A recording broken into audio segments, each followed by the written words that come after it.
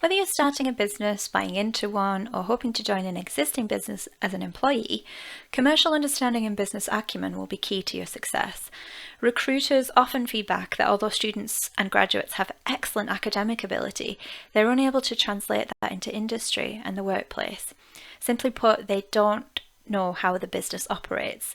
There's a lack of understanding of the sector, and they're unable to identify what gives a competitive edge in the market.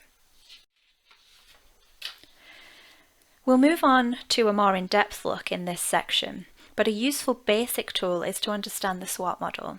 This includes strengths, weaknesses, opportunities, and threats. It's a strategic planning technique which many businesses use to understand their own business in relation to its competitors. There's more information on that in the section below. We're going to talk to you today, though, about the Business Model Canvas. The Business Model Canvas is a fantastic tool to enable you to focus your research into all areas of any business. In addition, it can be used to help you to understand where your role of interest fits within the wider business. Say, for example, that you're hoping to work in the marketing department of your chosen company. In order to show your aptitude during recruitment, you would firstly need to understand the audience and why they're interested in the product or service on offer. But this is a basic level of understanding. To go further, you could think about the channels that would be available to you when in post. How do they get their messages out to their customers? The resources the company is able to provide, what is available to you. If you've got an idea but the company actually is unable to pay for it, that's not a useful idea for that organisation. How could partners help? Are there any partners that could help you in this situation, whether that's stakeholders or the things that are bought into the company? Maybe they have a marketing team that's external. So think about that wider picture. This allows you to offer recommendations during your interview and in applications, and it can demonstrate how you could make an impact if you were employed in that post. Keep in mind that you'll never know everything when you're looking in from the outside, but you can easily complete a deeper level of research than skimming the company website and finding out what it does. So the Business Model Canvas is made up of 9 key parts: key activities, key resources, partners, value propositions, customer segments, channels, customer relationships, cost structure, and revenue streams.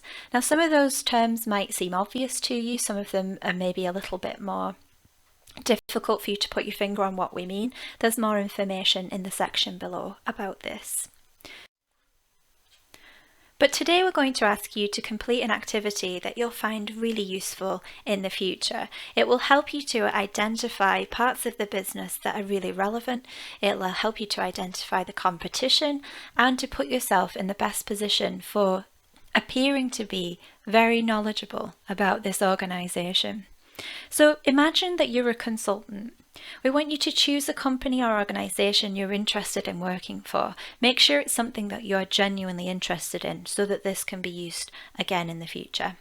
Keep in mind, though, that it's more difficult to find a wealth of information about small and medium-sized businesses. They just don't tend to have as much in-depth content online, so keep that in mind if this is very new to you. Depending on your career aspirations, you'll likely have a different choice of company or organisation, so choose accordingly, whatever's best for you. Complete a business model canvas to the best of your ability at this point. There are further instructions in the section below. Aim to have at least 2 comments in each segment. Next, after you've completed the canvas for your company or organisation, think about its competitors. Identify 2 competitors and think about how they differ and how they are similar. You might think, well, what's unique about the company that you chose? What are its value propositions and how are they useful against its competition? Are there any that aren't being utilised as well as they could? What are the weaknesses of its competitors and how could your company capitalise on those?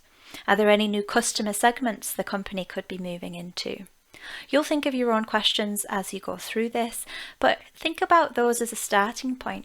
What is it that makes your company unique and how can it capitalise on that?